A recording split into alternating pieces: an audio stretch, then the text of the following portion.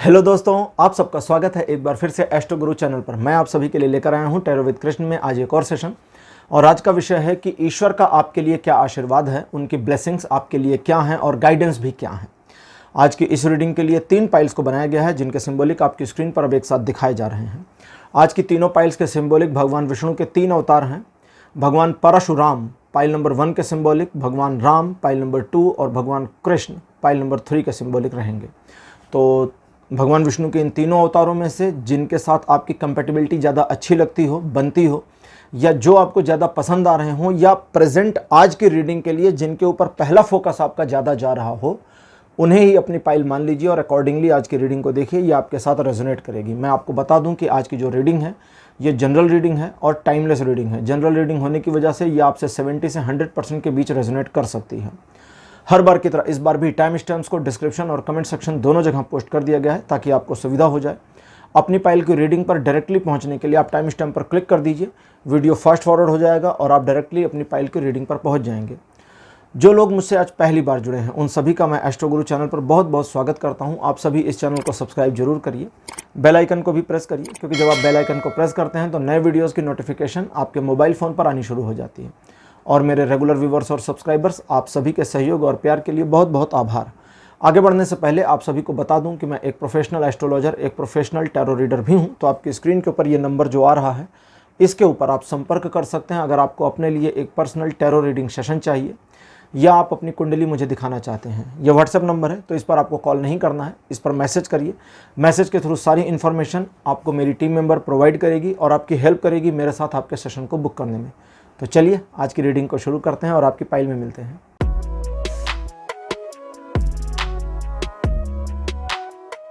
Hello पाइल number 1, आप सबका स्वागत है आपकी रीडिंग में। आपने भगवान परशुराम को चुना था। मेरे बगल में भगवान परशुराम की फ़ोटो लगा दी गई है। भगवान परशुराम भी भगवान विष्णु के अवतार ही हैं। भगवान राम से पहले ये आए थे और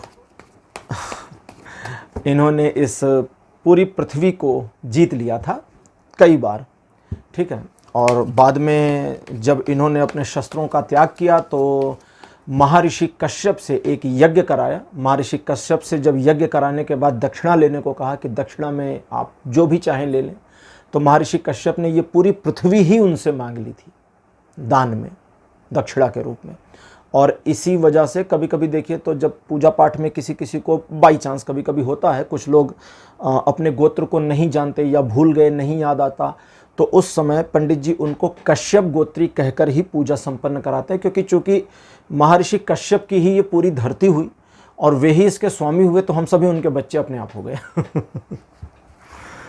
और कुछ लोग होते ही कश्यप गोत्री हैं तो वो अलग बात है। चलिए, पाइल नंबर 1 आपके लिए कार्ड नंबर 1 अपीयर जो मेरे पास हुआ है, the hanged man. Second position पर आपके लिए जो कार्ड है, 2 ऑफ सोर्ड्स। कार्ड नंबर 3 आपके लिए अपीयर हुआ है, 9 ऑफ पेंटिकल्स।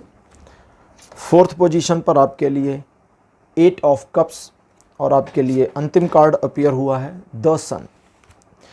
आज का हमारा जो टॉपिक है ये डिवाइन गाइडेंस, यानी ईश्वर का एक तरह से कहें तो उनकी गाइडेंस, उनका आशीर्वाद, उनकी सलाह, यही सब आज कवर हो रहा है। तो सबसे पहली चीज़ आपके जीवन की थोड़ी बातें करी जाएं, फिर उनके गाइडेंस की बात करी जाए।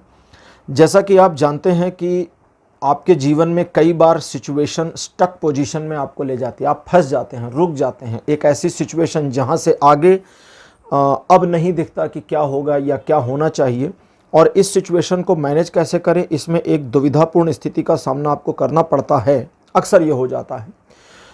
अब थोड़ा पीछे का याद करिए, जब जब आपने सिर्फ अपने बारे में सोचकर सिचुएशन को सॉल्व करने की कोशिश करी, वो सॉल्व हो गई। जब आप दूसरों के बारे में भी विचार किए, उनकी फीलिंग, ये क्या कहेंगे, वो क्या कहेंगे, वो क्या सोचेंगे, कोई हर्ट हो जाए, नहीं हो जाए, तब आप और ज़्यादा फंस गए।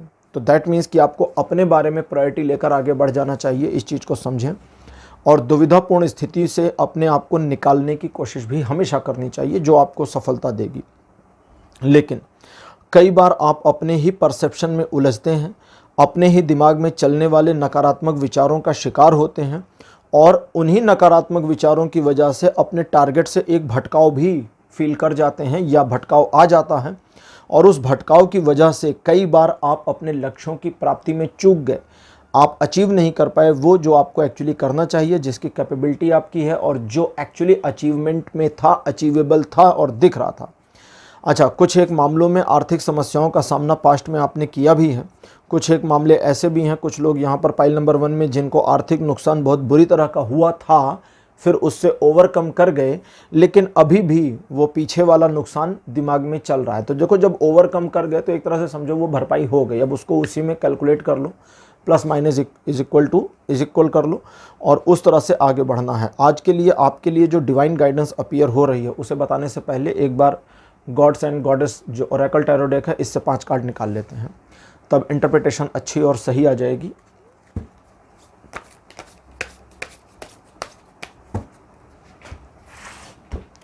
कार्ड नंबर 1 आपके लिए जो अपीयर हुआ है, भगवान कल की, भगवान विष्णु के अंतिम अवतार जिनको इस कलयुग में होना है। सेकंड पोजीशन पर नारद मुनि। कार्ड नंबर 3 आपके लिए भगवान शिव का नटराज स्वरूप। फोर्थ पोजीशन पर आपके लिए माता सरस्वती और आपके लिए लास्ट में अपीयर हुआ है नरसिंह, भगवान विष्णु के नरसिंह अवतार जिन्होंने हिरण्यकश्यपु का वध कर दिया था।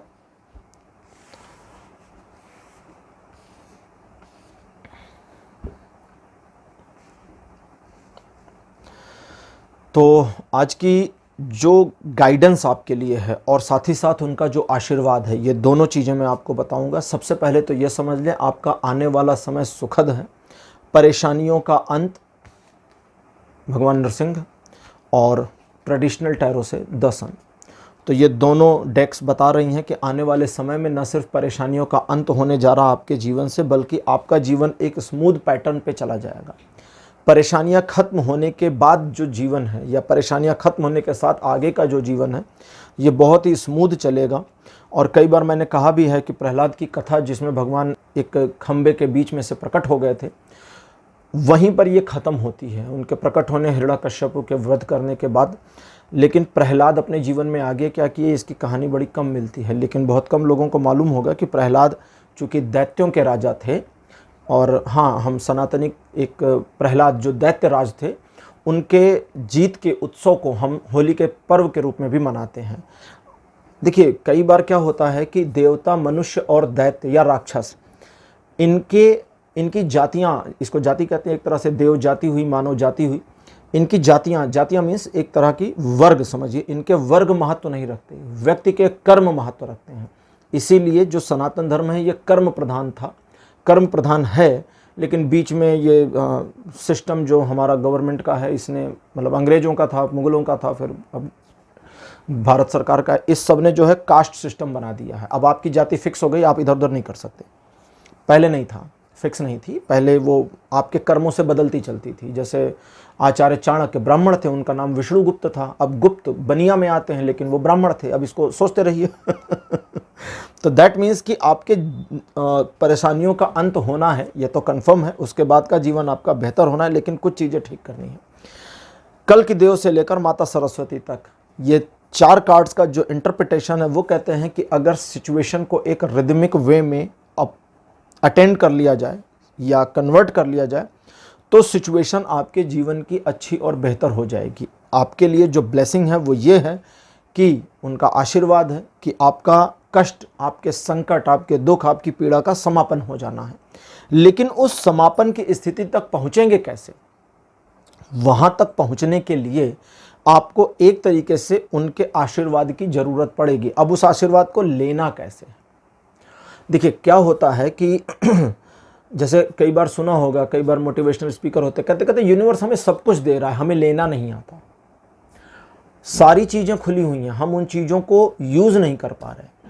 तो ग्रहण करना, ग्राह्यता बहुत बड़ी चीज़ होती है। जैसे घर में पूजा करते हैं, घर में तो पूजा कर सकते हैं, फिर मंदिर की क्या ज़रूरत है? मंदिर की ज़रूरत इसलिए है क्योंकि जब हम अपने घर से मंदिर में जाते हैं तो मंदिर तक जाने की हमारी जो एक पूरी प्रोसेसिंग है, प्रोसेस हुआ ना एक तरह का, भाई समय निकालेंगे, समय फिक्स करेंगे, जाएंगे, लाइन में भी लगेंगे, वेट भी करेंगे, पैर भी गंदे हो जाते हैं कई बार ज़मीन पर नंगे पांव चलने से।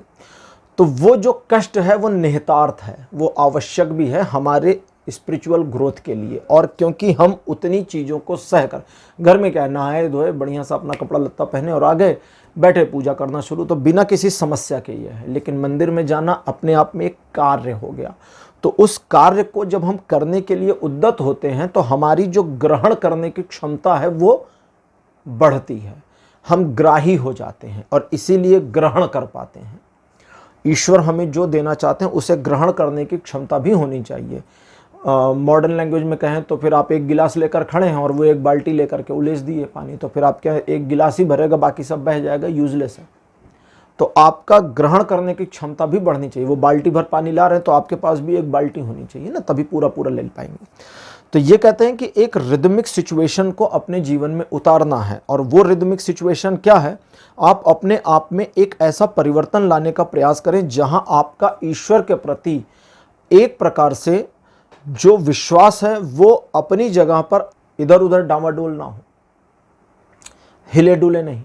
क्योंकि अगर आपके विश्वास में हिलना डुलना, इधर उधर होना रहेगा तो वो डामाडोल सिचुएशन जो आपके मन में अभी तो अपने कार्यों के प्रति, अपने लक्ष्यों के प्रति भटकाव था, अब ईश्वर के प्रति जो भटकाव है वो भी सिचुएशन को प्रॉब्लम में डाल देगी। देखिए, दुनिया में बहुत सारे धर्म हैं जो एक ईश्वर को मानकर चलते हैं, कहते हैं कि ईश्वर एक है और एक को मानकर चलिए, क्योंकि वे जानते हैं कि एक के अलावा दूसरा भटकाव देता है। 2 ईश्वर, 4 ईश्वर, 6 ईश्वर भटकाव देंगे। लेकिन सनातन एक ऐसा धर्म है जिसमें 33 करोड़ देवी देवता हैं। हाँ जी, वो जो आपने सुना है ना कभी कभी सोशल मीडिया पे कि कोटि हैं, कोटि मतलब प्रकार है, वो सब फालतू की बात है। सचमुच में 33 करोड़ हैं, 33 करोड़। 1 करोड़ में 7 जीरो होते हैं, 33 के आगे 7 जीरो लगाइए, तो 33 करोड़ सचमुच में इतने हैं। क्योंकि जो यूनिवर्स है ये तो एक ही ब्रह्मांड और एक ही पृथ्वी है ना जहां हम रहते हैं और जिसको हम देखते हैं। असंख्य ब्रह्मांड, जिसको अगर हम मॉडर्न लैंग्वेज में कहें तो बिलियंस ऑफ यूनिवर्स हैं, अरबों की संख्या में ब्रह्मांडों का है होना पॉसिबल है, और वे नष्ट भी हो रहे हैं, बन भी रहे हैं, बिगड़ भी रहे हैं। हमारा वाला भी बिगड़ेगा, लेकिन हमारी टाइमलाइन और उनकी टाइमलाइन में बहुत अंतर है। उनके लिए वो एक दिन का मामला है, हमारे लिए तो करोड़ों अरबों साल का मामला है। हाँ, उनके लिए एक दिन का मामला है, उनके 24 घंटे पूरे होंगे, ब्रह्मांड खत्म, हमारा गया, और उसके बाद में फिर नया सृजन होगा। तो ये ऐसे ही चलता है।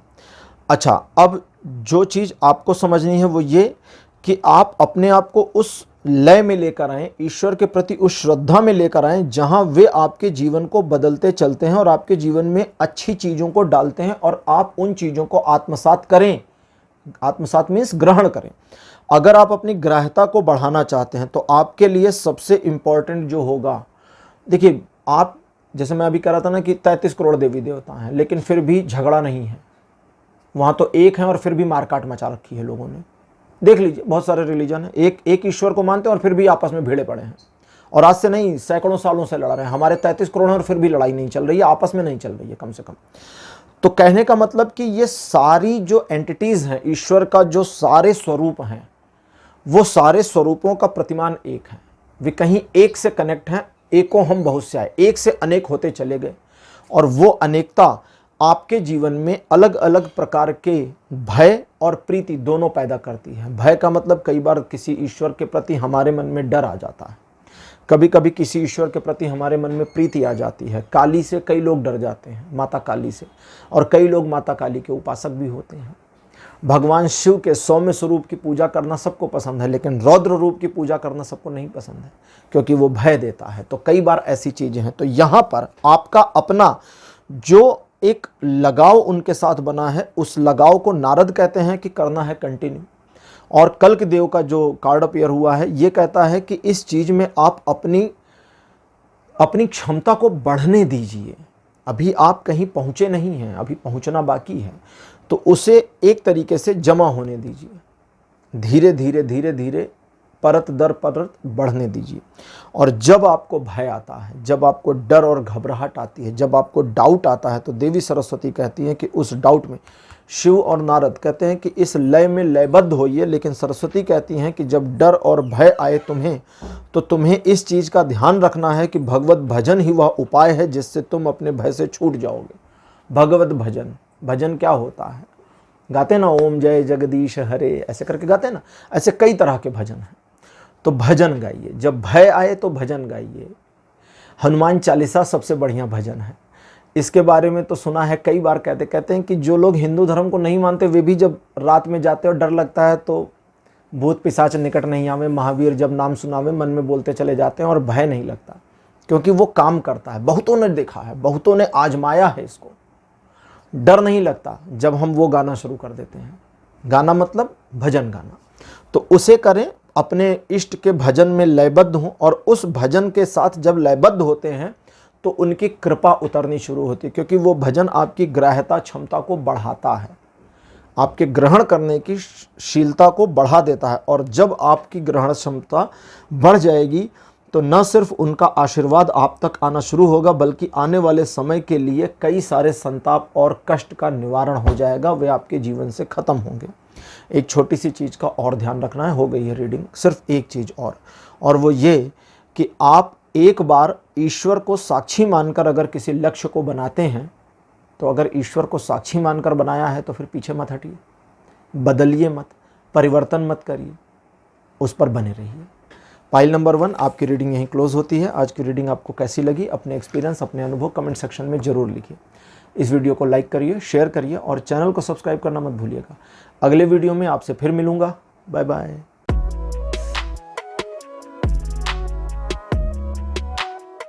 हेलो पाइल नंबर 2, आप सबका स्वागत है। आपकी रीडिंग में आपने भगवान राम को चुना था एज अ पाइल सिंबॉलिक। भगवान राम का आशीर्वाद हम सभी पर।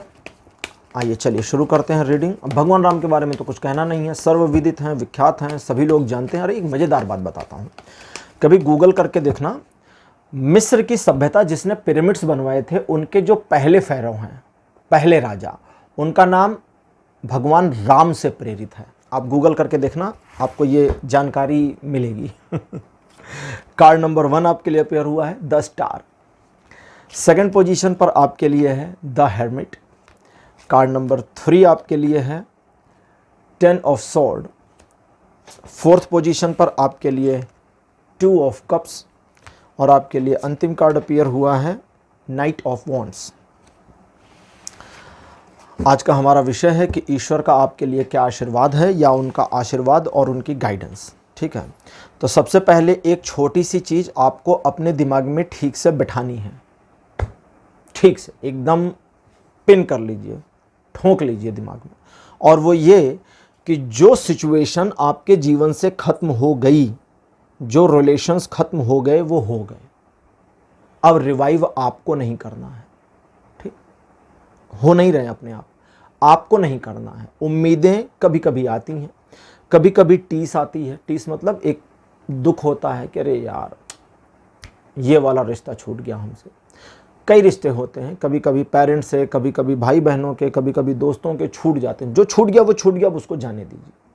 क्यों? क्योंकि वहाँ पर वो छूटना निहितार्थ था, एक तरह से नियति का हिस्सा था, और अब उसका रिवाइवल की पॉसिबिलिटी नहीं। कई बार प्रेम संबंध भी छूटते हैं, तो जो छूट गया वो छूट जाने दीजिए। दूसरा, आपने ध्यान दिया होगा कि जैसे बोलचाल की भाषा में, या कभी कभी देखिए ना तो यूट्यूब पर लोग लिखते हैं, टैरो रीडिंग देखते हैं तो कहते हैं यूनिवर्स हमें क्या दे रहा है। एक्चुअली वो शब्द यूनिवर्स नहीं है। इंग्लिश में कई संस्कृत शब्दों की मीनिंग सही नहीं है। यूनिवर्स मतलब होता है ब्रह्मांड, वो शब्द है समष्टि। समष्टि का मतलब वह जो अपने भीतर सब कुछ समेटे। ब्रह्मांड अपने भीतर सब कुछ नहीं समेटे। ब्रह्मांड में भी बहुत कमियां हैं, खाली है। ब्रह्मांड में ब्लैक होल है, तो यानी काले रंग का होल है, सीधे सीधे। उस पर नहीं जाऊंगा, ज़्यादा टिप्पणी नहीं। दैट मीन्स कि ब्रह्मांड अपने आप में एक कंप्लीट एंटिटी नहीं है, इसीलिए तो वो फैल रहा है, विस्तारित हो रहा है ना। अभी और कंप्लीट होने को है, बाद में फिर वो सिकुड़ना भी शुरू होगा, नष्ट होना शुरू होगा। तो समष्टि ने आपके जीवन में कई बार सिचुएशंस को ऑटो बैलेंस किया है। उन मामलों को जिन्हें उस समय आपके हाथों से एक तरह से छूटा हुआ आपने फील किया, उन्हें वापस आपके हाथ में भी दिया है। कई जगहों पर आपके अपमान को मान में बदला है। आप परेशान थे, आपको रास्ते नहीं मिल रहे थे, अंदर से एक इंट्यूशन भी दिया है। कई सारे रिश्तों को ख़त्म भी किया है। वर्तमान में जब आप ये रीडिंग आज देख रहे हैं तो आपके जीवन में प्रॉब्लम थोड़ी सी कम है। बहुत सारी चीज़ें ऑन द ट्रैक मैनेज हो गई हैं, और अगर ये मैनेजमेंट ऐसे ही चलता रहा तो आपको भी पता आपका जीवन खुशहाल हो जाएगा। लेकिन ये ऐसे ही चलता रहे, इसके लिए पास्ट की गलतियां दोहरानी नहीं है। कौन कौन सी? सबसे पहली, समष्टि जब सिचुएशन को बैलेंस करती है तो उस बैलेंस को अब आगे बनाए रखिए। कई बार आपने छोड़ दिया। जब वे रास्ता दिखाते हैं, आपके अपने आप में एक ऐसा आइडिया, एक ऐसी बिजली सी कौनती है मन में जिसको आप कह सकते हैं कि मुझे फील तो हो रहा है ये करना चाहिए, लेकिन ये मेरा आइडिया नहीं है। मेरी फीलिंग में तो है कि हाँ यही करो, लेकिन ये सचमुच मेरा आइडिया नहीं, ये पता नहीं कहाँ से आया है, नोवेयर से। वही समष्टि का आइडिया है, काम करना है। और वो तो पहले ही बता चुका कि जो क्लोज हो गया वो क्लोज हो गया, अब आगे बढ़ना है। और अब ईश्वर का एक तरह से संदेश समझें कि आपके जीवन में चीज़ों के उथल पुथल से आपको निकालकर आगे भविष्य में अच्छे की ओर ले जाया जा रहा है, अगर आप अपने हाथ से सिचुएशन को ख़राब ना कर दें। और उनकी गाइडेंस आपके लिए ये है कि आने वाले समय में आप अपनी वैल्यू को, अपनी वैल्यू यानी आप कितने पानी में हैं, इस चीज़ को समझते रहें और उसके अकॉर्डिंग ही एक तरह से अपनी परफॉर्मेंस दें, जिससे सिचुएशन अकॉर्डिंगली मैनेजेबल रहे। देखिए, कर्मों से ही जीवन बनता है और कर्म ईश्वर हमसे कराते हैं। ईश्वर खुद करने नहीं आते, हमसे कराते हैं। और इसका सबसे गजब का उदाहरण दिया था भगवान कृष्ण ने महाभारत के युद्ध में, जहां उन्होंने कहा था मैं शस्त्र नहीं उठाऊंगा।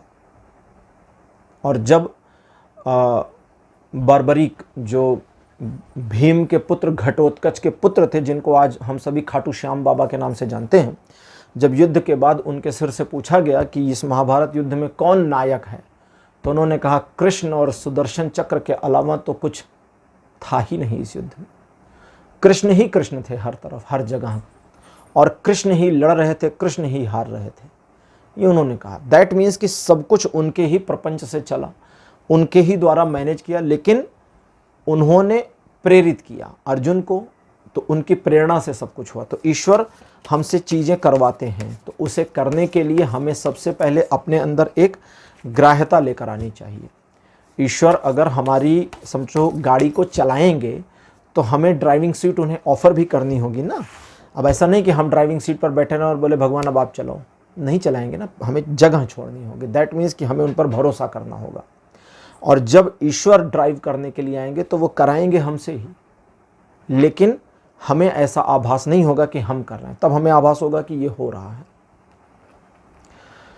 कार्ड नंबर 1 आपके लिए जो अपीयर हुआ है, this one is Skanda. Second position पर आपके लिए जो कार्ड हैं ये हैं श्री राम, भगवान राम। कार्ड नंबर 3 आपके लिए सीता, माता सीता। फोर्थ पोजीशन पर भगवान बुद्ध। और आपके लिए लास्ट कार्ड जो अपीयर हुआ है वो है नटराज, शिव। तो आपके लिए 5 कार्ड्स अपीयर हो चुके हैं gods and goddess tarot deck से, और देखते हैं कि अब इनकी इंटरप्रिटेशन आपके लिए क्या चलती है।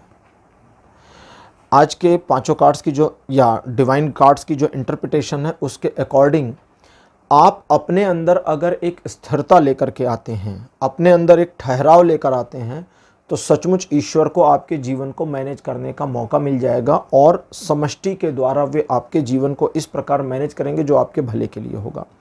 लेकिन आपको 2-3 चीज़ों का ध्यान रखना होगा। भगवान राम और माता सीता का कार्ड कहता है धैर्य सबसे ज़्यादा जरूरी है। सिर्फ धैर्य नहीं, आगे है नैतिकता। सिर्फ नैतिकता ही नहीं, आगे है साहस।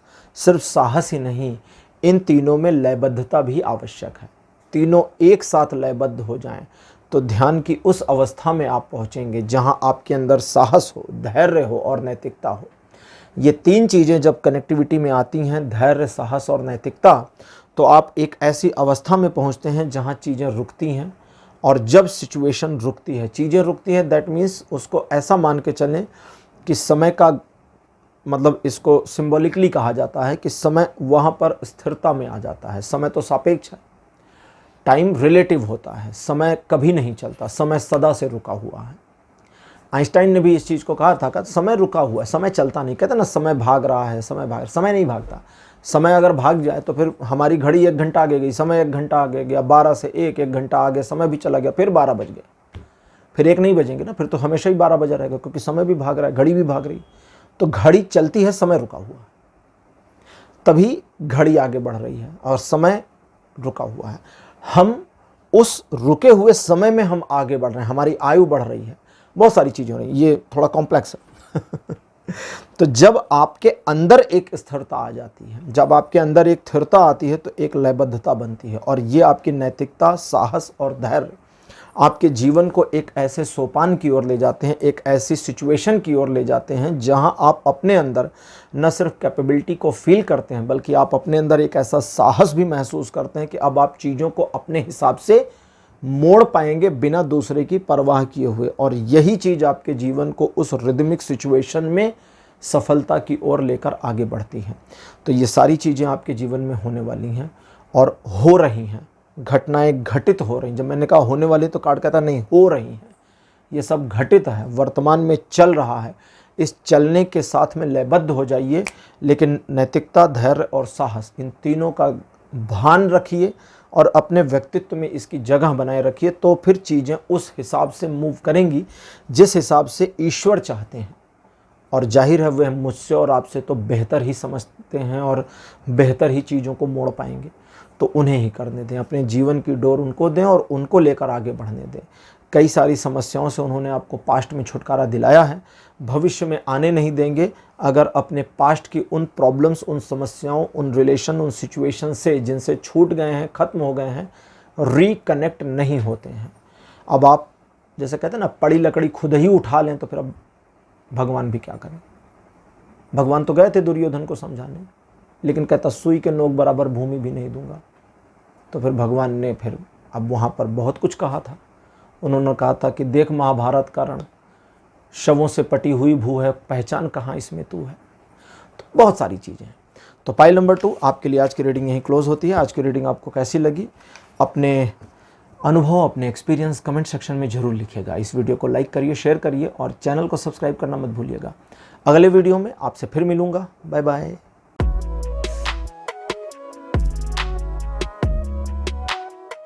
हेलो पाइल नंबर 3, आप सबका स्वागत है आपकी रीडिंग में। आपने भगवान श्री कृष्ण को चुना था एज अ पाइल सिंबॉलिक। मेरे बगल में भगवान श्री कृष्ण की फ़ोटो लगा दी गई है। चलिए शुरू करते हैं आज की रीडिंग और देखते हैं कि आपके लिए क्या इन्फॉर्मेशन है, ईश्वर का संदेश, ईश्वर का आशीर्वाद आपके लिए क्या है। आज की रीडिंग पूरी पॉजिटिव रीडिंग है, इसमें नेगेटिविटी इन्वॉल्व नहीं है। कार्ड नंबर 1 आपके लिए अपीयर हुआ है S of pentacles. Second position पर आपके लिए जो कार्ड है ये है 3 ऑफ पेंटिकल्स। कार्ड नंबर 3 आपके लिए अपीयर हुआ है 4 ऑफ पेंटिकल्स। कार्ड नंबर 4 आपके लिए है 4 ऑफ सॉर्ड्स और आपके लिए लास्ट कार्ड अपीयर हुआ है 8 ऑफ सॉर्ड्स। अगर एक लाइन में आज की रीडिंग को मैं क्लोज करना चाहूँ तो वो ये है कि ईश्वर आपके हस्तक्षेप से दुखी हो गए हैं। अब बताइए वो क्या करें।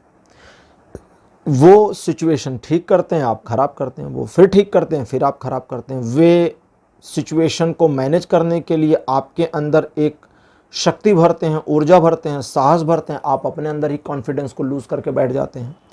आपके जीवन में प्रॉब्लम्स को वो हटाते जाते हैं, आप प्रॉब्लम्स को लाते जाते हैं। वे चाहते हैं कि आप सिचुएशन में अकॉर्डिंगली सही निर्णय लें, आप हर बार गलत निर्णय लेने की ओर आगे बढ़ जाते हैं। बताइए क्या किया जाए। अगर स्कूल टीचर होता तो कहता कि डंडे से मारा जाए। खैर, ईश्वर डंडे से नहीं मारेंगे। ईश्वर आपके जीवन को अकॉर्डिंगली बदलना चाहते हैं। थोड़ी मोड़ी चीज़ें समझें। आज की रीडिंग बड़ी पॉजिटिव है, लेकिन इन्फॉर्मेशन थोड़ी नेगेटिव आई है।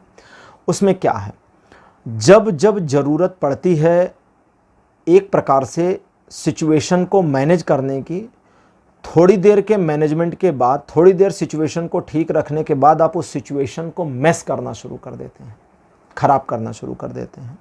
ईश्वर आपको कई बार सपोर्ट कर चुके, कई बार आपके जीवन में एक तरह से कहें तो उद्धार का काम उन्होंने किया, कई बार दिशा दिखाई, कई बार सिचुएशन को मैनेज कर दिया, लेकिन आप अपने कॉन्फिडेंस को इम्प्रूव नहीं कर पा रहे। थोड़ा आपको अपने ऊपर मेहनत करनी होगी। आज की Oracle deck gods and goddess, इनकी मदद जल्दी लेनी पड़ रही है। देखते हैं, क्योंकि अब बाकी की फर्दर गाइडेंस इनसे ही आनी है। कार्ड नंबर 1 आपके लिए श्री राम, भगवान रामचंद्र। सेकंड पोजीशन पर आपके लिए सूर्यदेव। कार्ड नंबर 3 आपके लिए अपीयर हुआ है माता पार्वती। कार्ड नंबर 4 आपके लिए है श्री हरि का जगन्नाथ स्वरूप, और अंतिम कार्ड आपके लिए है हनुमान। हनुमान जी को संकट मोचन भी कहते हैं। संकट मोचन का मतलब होता है जो संकट को खत्म कर दे, हर ले, संकट को हर ले। और संकट मोचन क्यों कहते हैं? क्योंकि इन्होंने मानव अवतार लिए हुए भगवान के संकटों को हर लिया था। भगवान का उस समय का सबसे बड़ा संकट क्या था कि मेरी पत्नी है कहाँ, खो गई थी सीता, और इन्होंने आकर के सूचना दी थी कि पत्नी को आपके रावण ले गया है और वहाँ पर है। रावण कहाँ पर है? एक्चुअली देखिए, जटायु ने तो बता दिया था कि लंका का नरेश रावण ले गया, लेकिन फिर भी सीता की खोज क्यों करनी पड़ी? कई बार लोग कंफ्यूज हो जाते हैं। जटायु के साथ रावण का युद्ध हुआ था, जटायु को घायल कर दिया था, भगवान राम ने जटायु का अंतिम संस्कार किया था। जटायु ने तो बता दिया था ना कि रावण ले गया है, तो खोजना क्यों पड़ा कि कहाँ? क्योंकि उस समय पृथ्वी के अधिकतर भागों पर रावण का आधिपत्य था। रावण ने 72 चौकड़ी राज किया था, बहुत सारे भूभाग उसके अधीन थे, और रावण कहीं भी जा सकता था, कहीं पर भी। दक्षिण अमेरिका में पेरू एक देश है, वहाँ पर एक पर्वत है, उस पर्वत पर एक निशान बने हैं। रामायण, वाल्मीकि रामायण में एक प्रसंग में सुग्रीव अपनी सेना के कुछ लोगों को बताते हैं, कहते हैं कि उस दिशा में जब जाओगे तो वहाँ पर एक पहाड़ी पर ऐसे निशान बने हैं जो देवराज इंद्र के वज्र से बने हुए हैं, और वहाँ पर एक देवता हैं, मतलब पेरू देश की मान्यता के अनुसार उनके एक देवता हैं, उन्होंने वो निशान बनाया था, और वे देवताओं के राजा भी हैं, गॉड ऑफ थंडर भी हैं, यानी कि आंधी तूफान और जल वृष्टि के देवता भी वही हैं। तो पूरी सिमिलैरिटी इंद्र से है, बस नाम अब इतने साल हो गए हैं, लाखों साल तो बदल गया नाम। हाँ जी, लाखों साल पहले की बात है ये। अच्छा, तो अब रीडिंग पर ध्यान देते हैं। जैसा कि आपके लिए आया था कि आप कई बार अपने लिए सिचुएशन को बिगाड़ते हैं। देखिए क्या हो जा रहा है आपके साथ, प्रॉब्लम क्या है कि आप अपने आप में सही निर्णय नहीं ले पा रहे, कई बार खुद में मैस हो रहे हैं, और सिचुएशन में अकॉर्डिंगली एक सही डिसीजन न लेने की वजह से एक ऐसी पॉइंट पर पहुंचते हैं जहां पर आपके द्वारा गलत निर्णय बिना सोचे बिना जाने गलती से हो ही जाता है। तो इसमें सबसे पहला काम क्या करना है? जब हम अपने जीवन में एक सफलता चाहते हैं तो हमारा एक नॉर्मल ह्यूमन नेचर है कि हम बस सफलता चाहते हैं, कैसे भी चाहते हैं, अच्छा बुरा, सही गलत, नैतिक अनैतिक, परवाह नहीं करते। श्री राम कहते हैं कि पहले तो नैतिकता में आ जाओ। कोई चोरी नहीं। चोरी का मतलब जरूरी नहीं सामान को चुराना, चोरी का मतलब होता है कि आप जो रूल्स एंड रेगुलेशंस हैं उसको फॉलो ना करें। जैसे कहीं लाइन लगी है तो पीछे खड़े होइए ना, लाइन में चलिए। आप अपने आप को वीआईपी बनाने की कोशिश करें तो वो एक तरह की चोरी हो गई, ठीक है। तो एक नैतिकता अपने जीवन में उतारना शुरू करिए, नैतिकता लाइए। मैं कई बार लोगों को स्वार्थी होना सिखाता हूं, लेकिन आज आपके लिए अलग आ रहा है। एक आता कि नैतिकता लेकर आइए। जब आप अपने अंदर नैतिकता लाएंगे तो नैतिकता एक साहस का जन्म देगी। आप अपने अंदर एक कॉन्फिडेंसलेसनेस फील कर जाते हैं, तो एक साहस का जन्म होगा, और जब वो साहस आपके अंदर नैतिकता से आएगा, जो ज़्यादा नहीं, अप्रॉक्सीमेटली महीने 1.5 महीने में आ जानी है। अगर आपने महीने 1.5 महीने नैतिकता का पालन किया तो उसका स्वाद मिल जाएगा, अंदर से कॉन्फिडेंस लेवल ऊपर उठना शुरू होगा, और फिर आपका ग्रेस फैलेगा।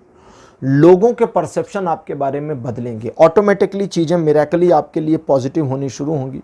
और जब चीज़ें आपके लिए पॉजिटिव होनी शुरू होंगी तो आप अपने अंदर एक ऐसी शक्ति महसूस करेंगे, एक ऐसी पावर, एम्पावरमेंट महसूस करेंगे कि हाँ, अब मैं अपने जीवन में चीज़ों को अकॉर्डिंगली मैनेज कर सकता हूँ या कर सकती हूँ, और मुझे अपने ऊपर अब भय नहीं लग रहा है।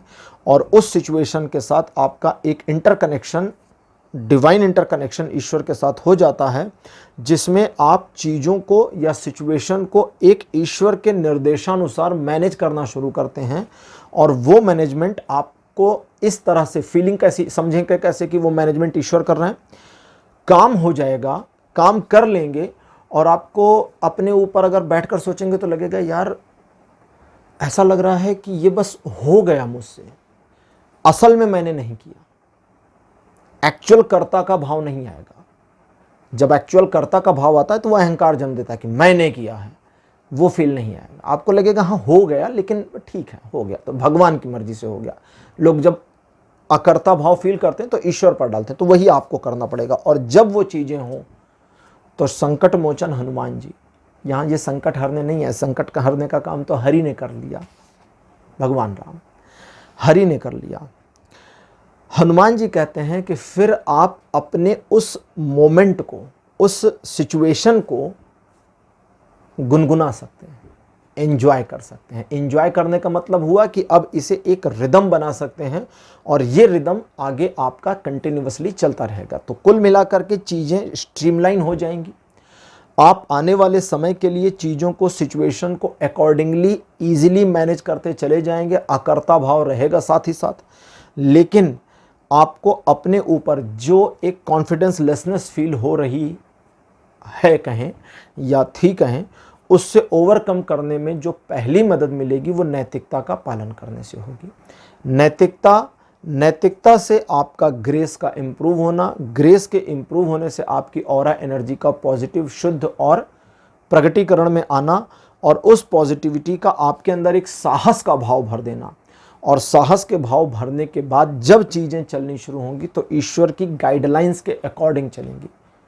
अब यहाँ पर एक कंट्राडिक्शन आती है कि इतने की क्या ज़रूरत है ईश्वर के गाइडलाइंस की, पहले ही गाइड कर देते, पहले ही कर देते।